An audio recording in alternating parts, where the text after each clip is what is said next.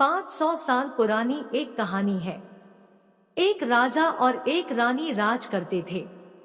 उनके पास एक बेटा और एक बेटी थी। बेटा का नाम हुमायूं था और एक बेटी का नाम जैमिनी था। लोग प्यार से लड़के को राजकुमार और लड़की को राजकुमारी कहा करते थे। एक दिन अचानक किसी कारणवश रानी की मृत्यु हो गई। राज्य के प्रजा बहुत दुखी थे। अब हुमायूं और जैमिनी अकेला पड़ गए। कुछ दिन बीतने पर राजा ने दूसरी शादी करने का फैसला किया। राज दरबारियों ने राजा को दूसरी शादी करने से मना किया, परंतु राजा ने दरबारियों की एक भी न सुनी। अगले दिन राजा ने दूसरी शादी कर ली। दूसरी शादी करते ही दोनों भाई बहन और अकेलेपन को महसूस करने लगा। राजा नई रानी की प्यार में लीन हो गया। राजा के पास कई जोड़ा गाय थी। उसमें से एक कामधेनु था। महारानी को 1 साल बाद एक लड़का पैदा हुआ। नई रानी को अपने बेटे से प्यार, सौत के बेटे बेटी से नफरत होने लगा। अपने बेटे को सदा प्यार करती और सौत के बेटे को सदा फटकारती रहती। अपने बेटे को दूध मलाई खिलाती, सौत के बेटे को सदा फटकारती रहती। अपने बेटे को दूध मलाई खिलाती और उसको खुद्दी चुन्नी का रोटी खिलाती। राजकुमार खुद्दी चुन्नी को लेकर धेनु गाय को खिला देता था। बदले में धेनु गाय भर पेट दूध पिला देती थी। कुछ दिन बाद मन ही मन रानी सोचने लगी, मैं अपने बेटे को दाल भात दूध मलीदा खिलाती हूँ फिर भी स्वास्थ्य ठीक नहीं है, और उसको खुद्दी चुन्नी खिलाती हूँ फिर भी उसका स्वास्थ्य बहुत अच्छा है। इसी प्रकार नफरत की दुनिया में कई साल बीत गया। एक दिन की बात है। कामधेनु गाय हुमायूं से बोली, राजकुमार, जब से तुम्हारी माँ मर गई तब से मेरा खाना पीना दुश्वार हो गया। महारानी तो कभी भी आत्मा से खाना नहीं देती है। यदि मैं आज तक इस खूंटे पर रहा तो सिर्फ तेरे खाते। अब तुम्हारा दुख मुझसे देखा नहीं जाता। आओ मेरे पीठ पर सवार हो जाओ। मैं तुम्हें आकाश में ले जाकर एक गुप्त बात बताऊंगी जो हमेशा तेरा काम आएगा। हुमायूं ऐसा ही किया। कामधेनु गाय आकाश में उड़ गई। ऊपर जाकर कामधेनु गाय बोली, राजकुमारी, तुम्हें जब भी किसी चीज की दिक्कत हो या कोई संकट आ जाए तो मेरा नाम ले लेना। मैं तुम्हारे खातिर और तेरी माँ के खातिर सदा तुम्हारे साथ रहूंगी। जब भी संकट आए याद कर लेना, जय माँ। बूढ़ी गाय, जो चाहोगे तुम्हारा काम बन जाएगा। इतना कहकर धेनु गाय स्वर्गलोक चली गई और राजकुमार पुनः पृथ्वी पर आ खड़ा हुआ। अब इस कहानी को थोड़ी देर के लिए यही छोड़ता हूँ, आगे की कहानी सुनिए। एक दिन राजकुमार नदी में स्नान करने गया। नदी की बीच धारा में एक बक्सा उपलाकर बहती जा रही थी। हुमायूं ने उसे पकड़कर किनारे पर लाया और बक्से को खोला। बक्से को जो खोला उसमें से एक लंबा गड़ा राक्षस निकला और लड़ने के लिए ताल ठोकने लगा। हुमायूं ने उसे काफी समझाया पर एक न मानी।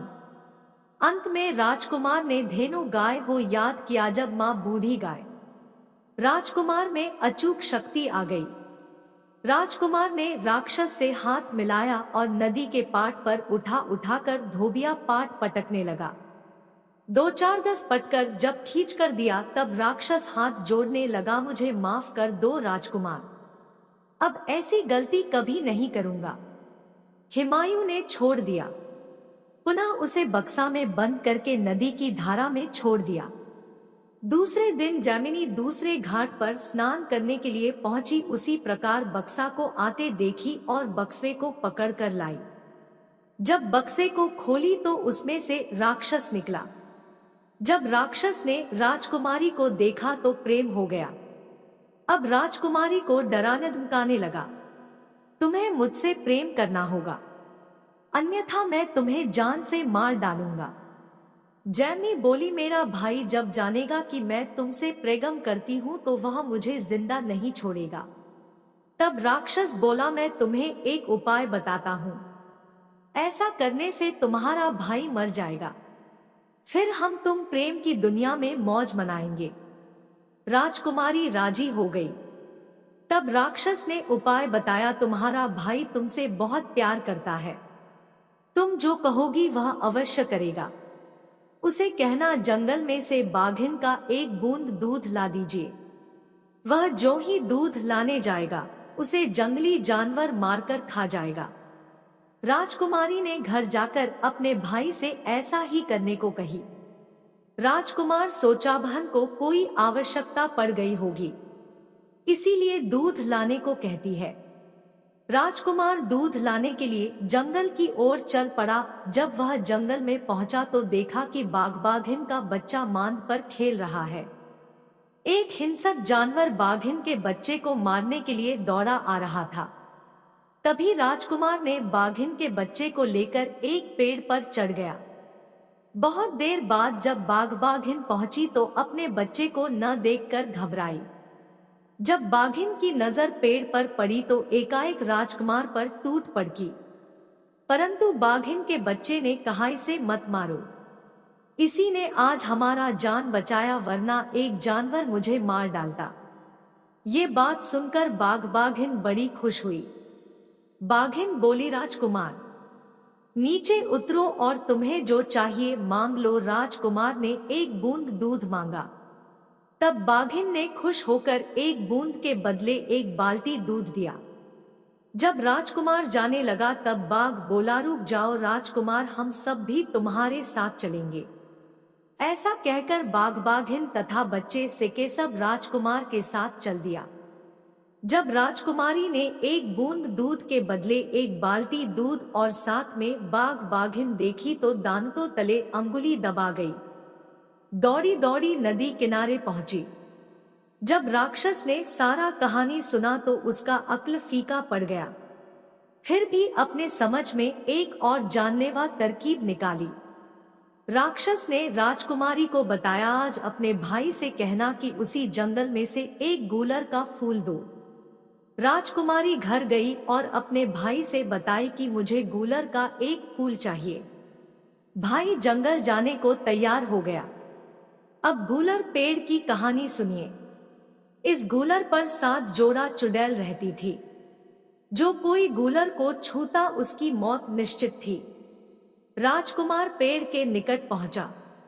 जो ही पेड़ पर चढ़ने लगा कि चुड़ैलों ने हरहोर मचाना शुरू कर दिया।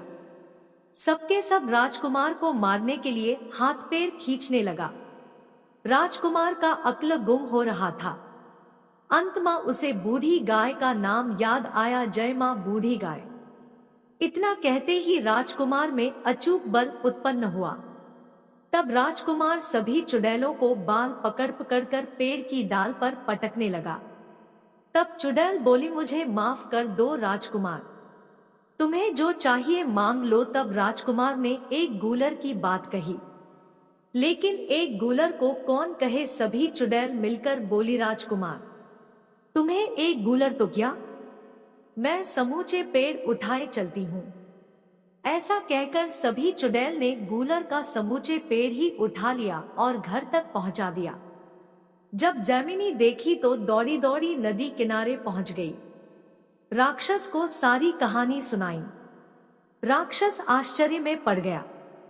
फिर भी अंत में एक अंतिम अचूक जानलेवा उपाय बताया। कार्तिक का महीना था। अपने भाई से कहना, गेहूं का एक बाल ला दे। बहन गई और भाई बोली, भैया एक सामान और ला दीजिए, मुझे गेहूं का एक बाल ला दीजिए। कार्तिक का महीना था। 20 कट्ठा में एक गेहूं का खेत था। यह खेत परी का था। खेत से इस प्लॉट में एक कुआं था। इसी कुएं में 7 परी रहती थी। यदि कोई भी व्यक्ति बाल को छूता तो सभी परी मिलकर उसे मार डालती। राजकुमार खेत में ज्यों ही पहुंचा त्यों ही 7 परी निकलकर कुएं पर खड़ी हो गई। राजकुमार ने एक बाल को तोड़ा। 7 परी हुमायूं को तंग करने लगी। तब हुमायूं ने बूढ़ी गाय का नाम लिया और 7 परी को उठाकर कुएं पर पटकने लगा।